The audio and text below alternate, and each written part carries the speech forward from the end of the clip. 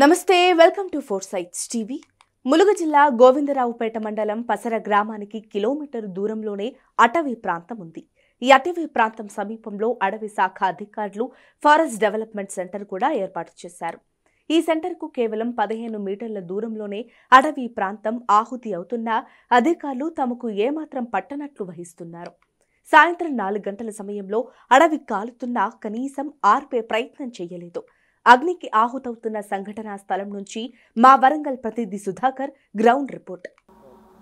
అగ్నికి అడవంతా దహనం అయిపోతుంది. మన కళ్ళ ముందు చూసుకోవచ్చు.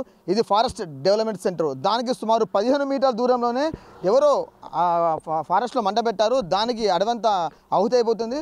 ఇక్కడ ఉన్న అడవి శాఖ అధికారులు వాళ్ళు చూడండి ఉంటుంది తప్ప దాని వచ్చే ఆర్పుదానం లేవు. ఈ ఎండాకాలము ఉన్న చెట్లంతా ఎండిపోతుంటే ఎవరో మంట పెట్టడం వల్ల చెట్లంతా ఈ మంట కొంత మాడి మసైపోతున్నాయి. 15 మీటర్ల దూరంలో ఉన్న చెట్లనే కాపాలని అడవి శాఖ అధికారులు రేపు దండకార్యంలో ఏమైనా సంఘటన జరిగితే మాత్రం వాళ్ళు ముందుకు వస్తారా అనుకుంటారు. ఇక్కడ మనం చూసుకోవచ్చు.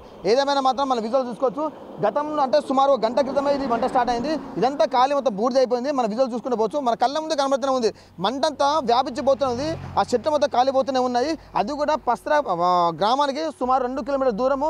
అంతేకాకుండా ఫారెస్ట్ డెవలప్మెంట్ సెంటర్కు 15 మీటర్ల దూరంలో ఒక రోడ్ అడ్డం ఉంది.